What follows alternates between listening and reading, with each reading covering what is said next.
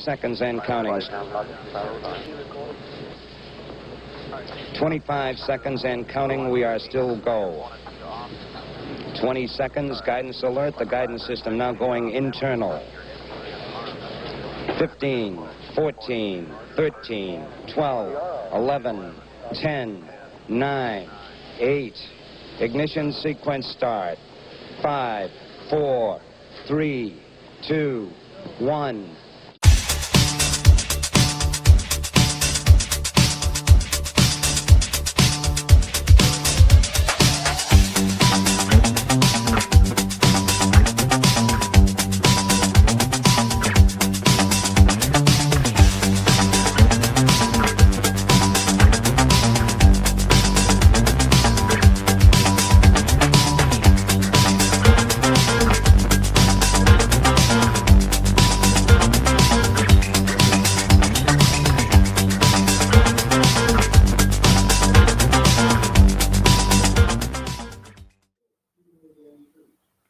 Good evening to our viewers in Europe and Africa. Good afternoon to our viewers in the Western Hemisphere. Good very early morning to our viewers in the Pacific Rim, and welcome to the Angry Astronaut. This evening we have a very special guest who is kind enough to give us her time at the 11th hour. It's just fantastic all she was willing to do to make this happen, so thank you so much.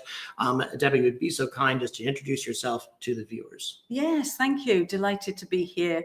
I'm Debbie Strang, and I'm the Chief Operating Officer at Saxavord Spaceport, right on the most northerly island of Shetland.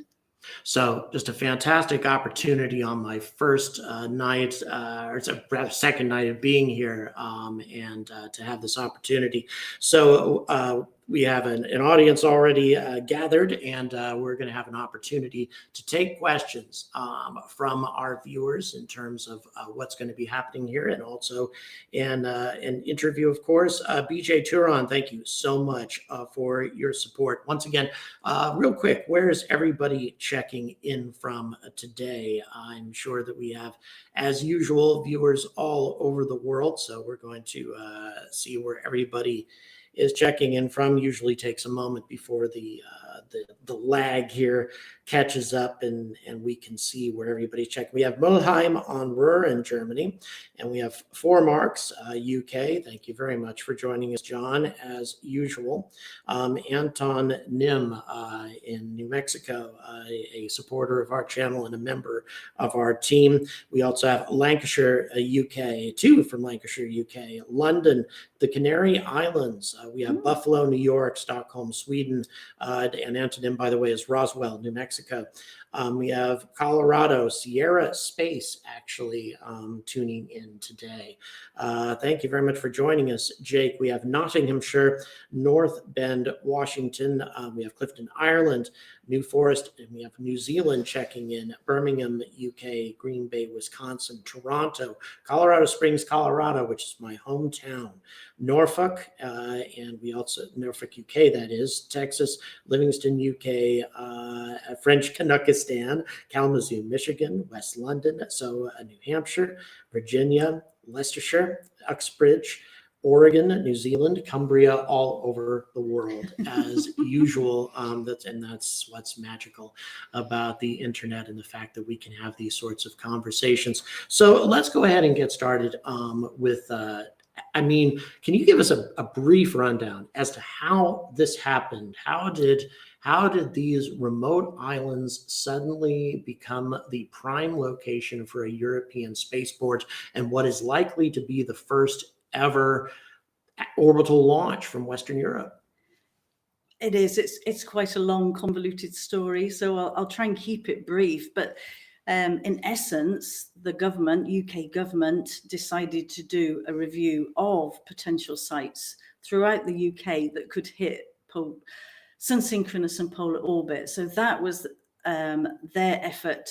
They reviewed the sites, looked at the best ones, and myself and Frank Strang had taken over what was the old RAF Saxavord in Shetland 18 years ago and set it up as a tourist destination. So that was moving along quite well. No real background in space at all, obviously an interest like everyone else. And this UK government report called the SEPTA report in 2017, in the executive summary, said Saxavord is the best place in the UK for sun-synchronous and polar orbits. So having the experience of doing business in Shetland and understanding what is possible and how innovative the Shetland people are, being an island community, we thought it was well worth taking a look at and finding out more. So we had to hold a conference. I suppose what you do in a situation like that, you try and find people who know far more than you. So we went to University of Strathclyde, we went to European Space Agency, went to Ariane. We sort of said to anybody who wants to come along to have a look at this location. And the council here were hugely supportive in Wonderful. that, chartered an aircraft from Aberdeen in Scotland to bring people here.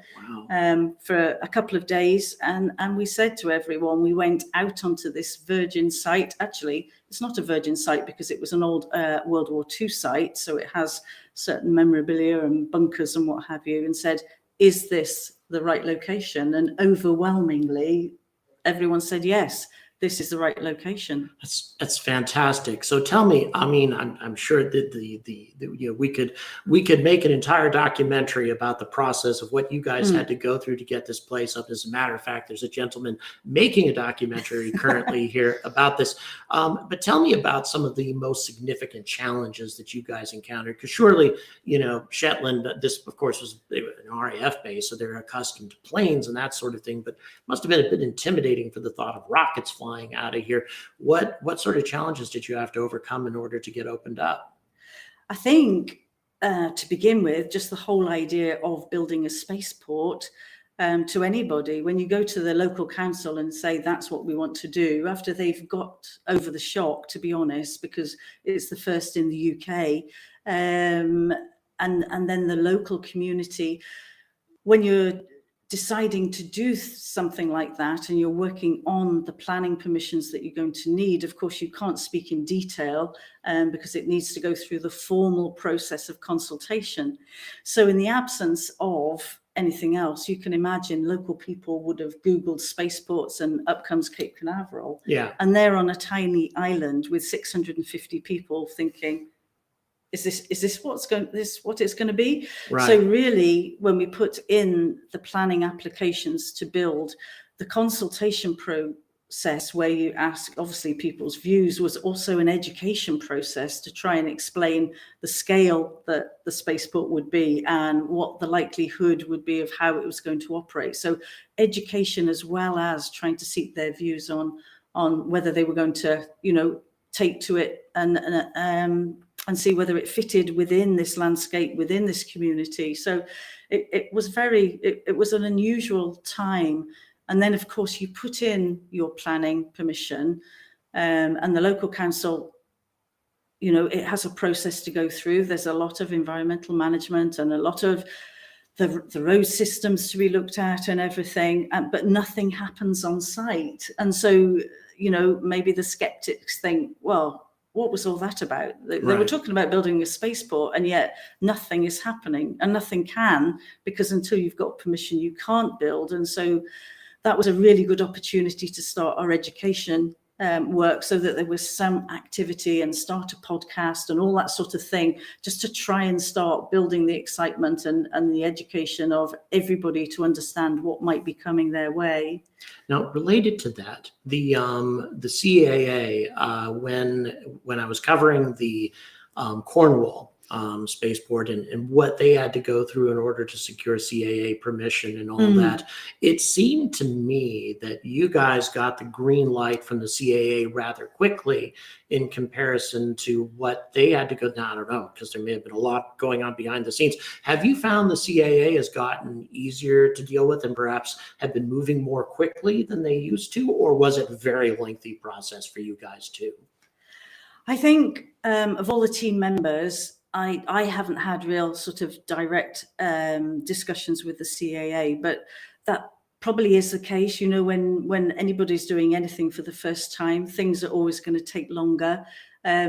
we feel the relationship we've had with the CAA has really developed, and there's a great understanding about how we've approached this and the way that we've written our license application, and the continued backwards and forwards to understand our location and the work done on safety and everything.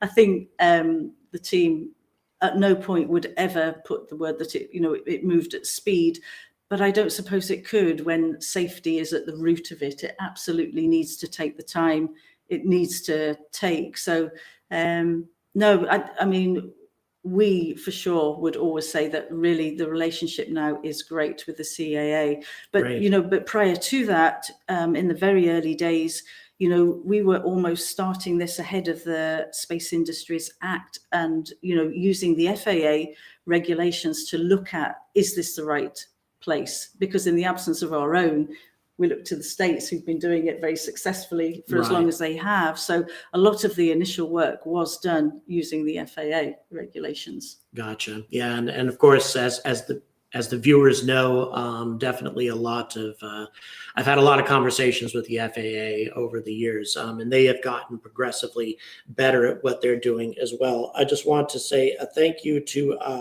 RVTGBY. I have no idea how any of that's pronounced, but thank you so much for the support. John Morgan, thank you so much for the tenor. Chris, thank you so much for the $20. Really appreciate all that support and the support that was necessary to get me up here in the first place. By the way, guys, feel free to ask any questions that you would like to ask as well. I saw a question that's just kind of a general question here, but you were in the military yourself. So is Scapa Flow anywhere near here? No, that's Orkney. That's Orkney, Yeah, right? yeah. I didn't remember, Yeah. which is odd because I used to be a big fan of World War II naval history, and yet I forgot where Scapa Flow is. So that's Orkney, which is substantially south of here. Although interestingly enough, while I was on the ferry, we stopped in Orkney first. Yeah. So very interesting indeed. We have a question from our producer. Go ahead, please, Aaron.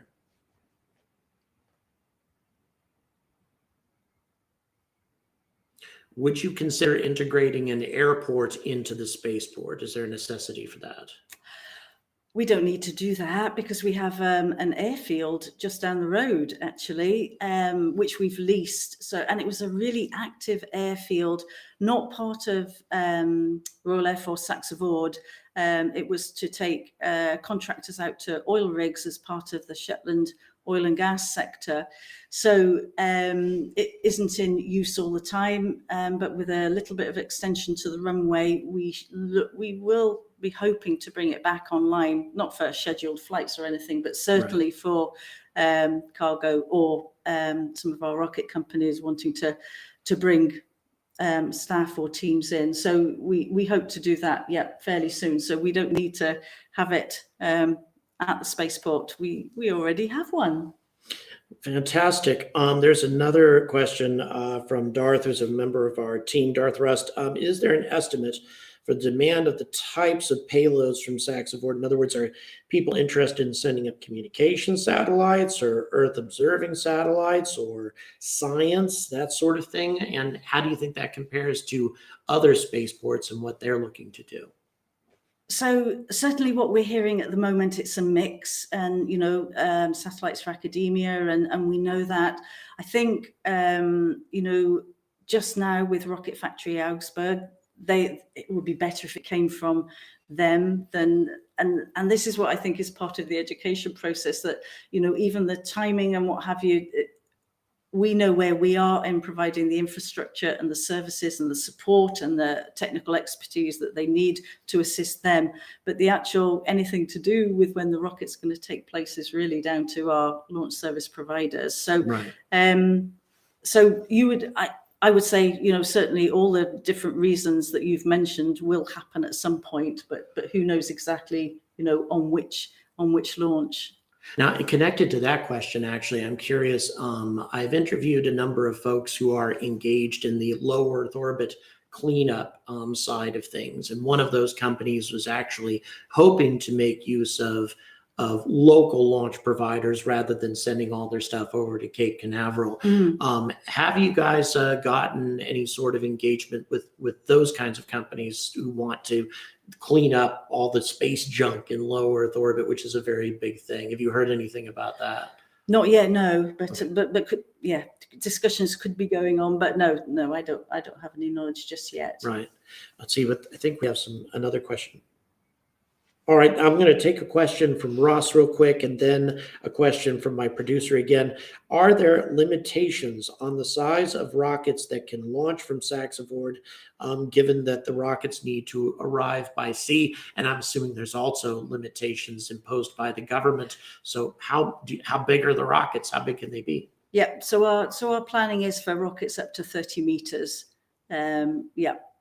And the rocket factory Augsburg arrived. Yes, it did come by road all the way from Germany. In one of the stages is on the stool at the moment. That was for the live firing. But yeah, 30 meters or so. Yes, and just so you know, that first stage that she just spoke about, that's actually on the thumbnail for the video that we're watching right now. I got a photograph of that first stage from the car park. You can see it right here from the spaceport. It's quite magical, actually. Go ahead, please, Aaron. You had another question.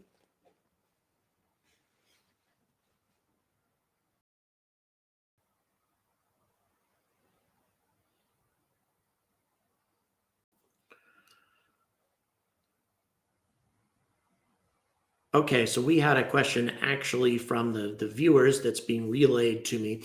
The reusability is a big thing right now. Is there any plan for perhaps stages to come back and land here, or if they don't land, ocean recovery, that sort of thing? Have you heard anything about that? I think that will come in time. I think that I'm not the expert, but I don't think that will necessarily happen in the first few launches, but without a doubt, I mean, all companies are interested in reuse, partly, aren't they? Because they can learn so much by recovery and what have you, and also for sustainability reasons. But I'm not sure this will happen in the first few launches. Right. Let's try to get them to orbit first, right? Yeah. All right. Let's see. Yeah. So no starships launching from here. Yeah, I would say that's probably okay. There is another question. And I can address some of this actually. Is there a risk that a failure in the first launch would see funding being cut, as we have seen in the past? I'll let you address it first, because I have some stuff from the RFA side of things that I know about, but you go ahead first. Have you heard, like, if this rocket fails for some reason, which let's be honest, it probably will, are you concerned that funding may get scaled back, or do you think that is the UK government, UK Space Agency, etc., all in on this, do you think? I think it keeps sounding as though I'm trying to sort of dip out of these answers, because it really is to do with the launch service provider.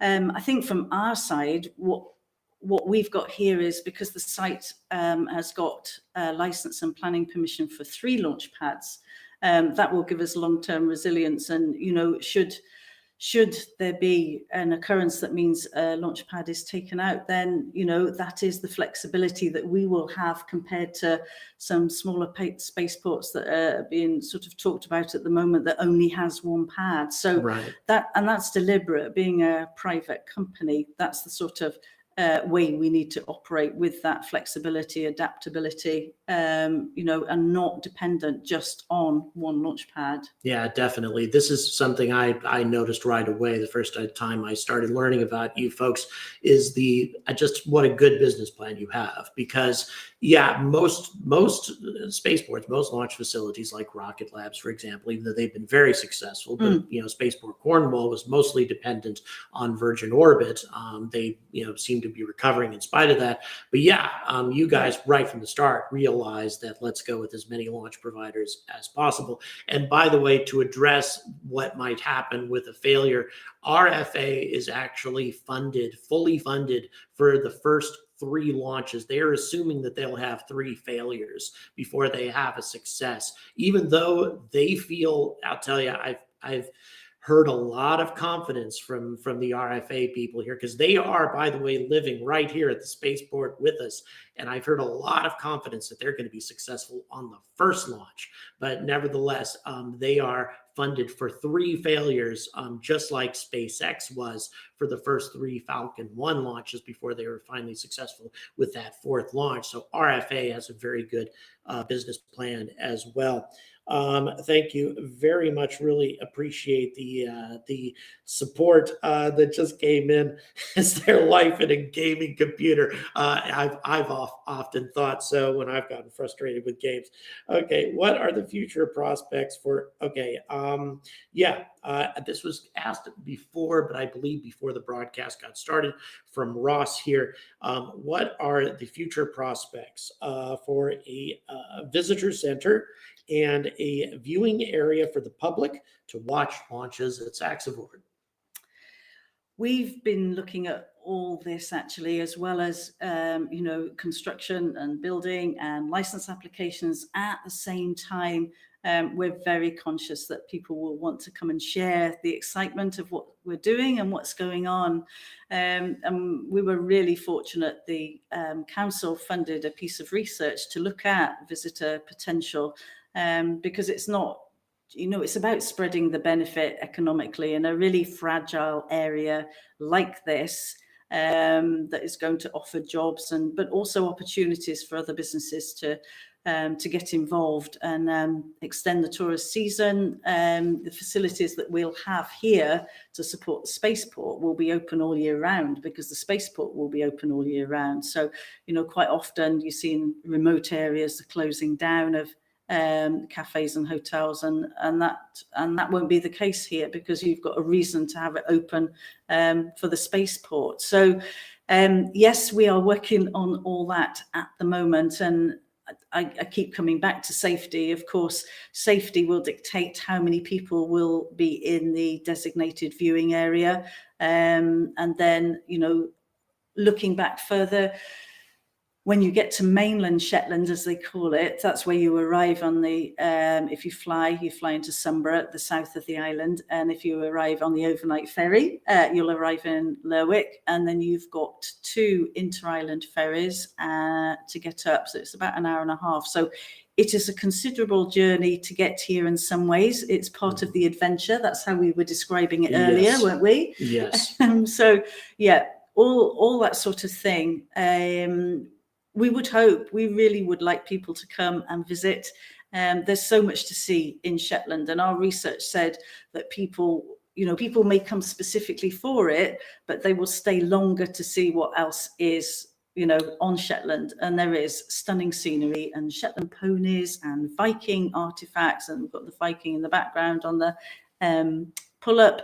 And, we have a Bronze Age burial site on the spaceport that was found last year. Yes, We've I heard got about that. interpretation going that's been done for, when it was RAF score, and how the people interacted with the community. So there's a huge amount for people to learn about Shetland alongside the space. So we are working on it all, and the details will come out fairly within the next few weeks, certainly for the first launches. But it will be down to safety with the designated area that we'll have to be able to see the rocket.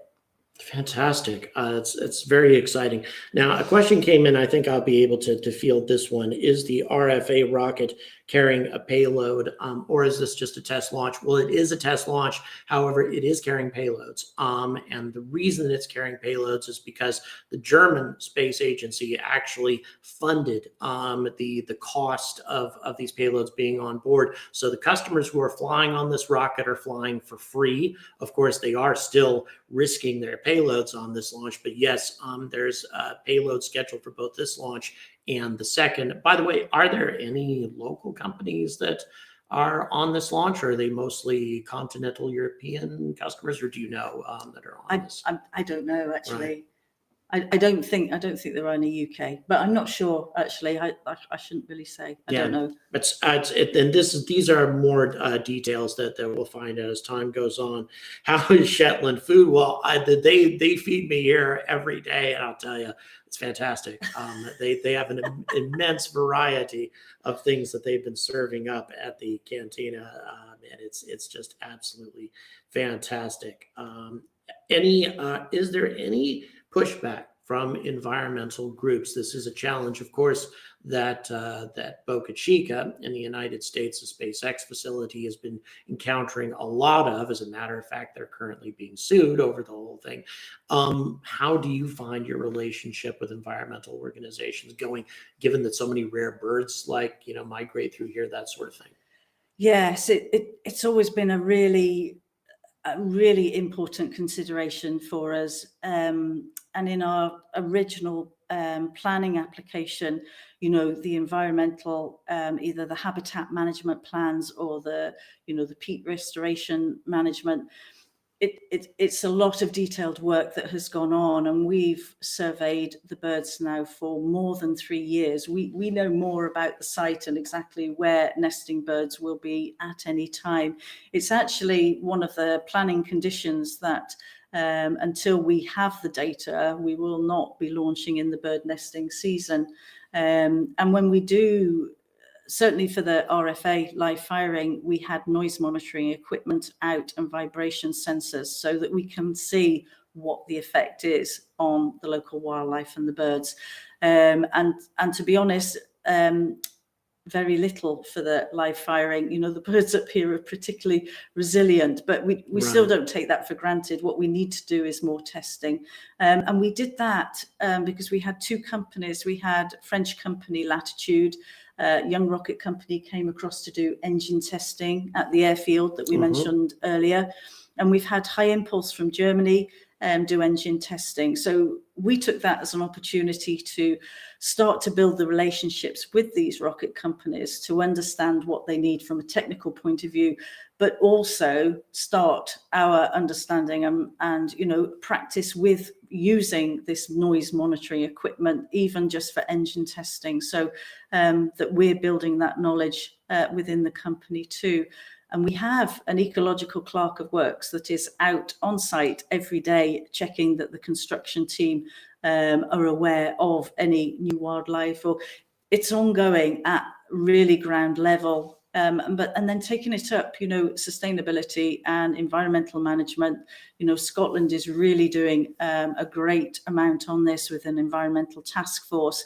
We're part of the bigger groups, the sort of the overarching frameworks. Scotland has a space sustainability roadmap, all that we're aware of and keen to fit in and show how it should be done, in such a fragile, beautiful, stunning place. It really is. So I think I said it once before, actually, we need the environmental groups to understand what we've been doing, and at times we should be held to account if we're not doing it correctly. I think we are, because we have some amazing consultants helping us with that, but it is important that it's done correctly. So we will always be looking to see how people are reacting to it, and we'll be answering the questions, and then hopefully understanding that this data that is going to be able to be downloaded from the satellites is going to allow us to make much better decisions on the environment for climate change. It's the bigger picture, isn't it, as well? The things that I observed, again, from a just a natural beauty standpoint and respect for that. When I've been at Boca Chica, and once again, I have no idea where to assign the blame here, but Boca Chica Beach is oftentimes quite filthy. There's a lot of garbage there, a lot of stuff being disposed of. But then again, a lot of people go out there partying, and such. It's not necessarily SpaceX or even spaceflight enthusiasts that are necessarily contributing to that. But when I've gone out to the various sites here, I've seen no signs signs of that at all. Everybody seems to be really respectful to the natural beauty of this place, which is considerable. I mean, it's a gorgeous place, as is Boca Chica. Really, that region of the country is very pretty too. But yeah, you guys are doing an excellent job of making sure that people are respectful. But you know, do you find that that's the case though with the people who live here anyway? Oh, they do, and Yeah. it's a regular event that the communities just go out and pick up, you know, certainly along the coastline, the plastic or whatever that's coming in via the sea. So it is a constant, because it is such a stunningly beautiful part of the world. Yeah. Fantastic. Well, thank you. We have another question from Aaron. Go ahead, please.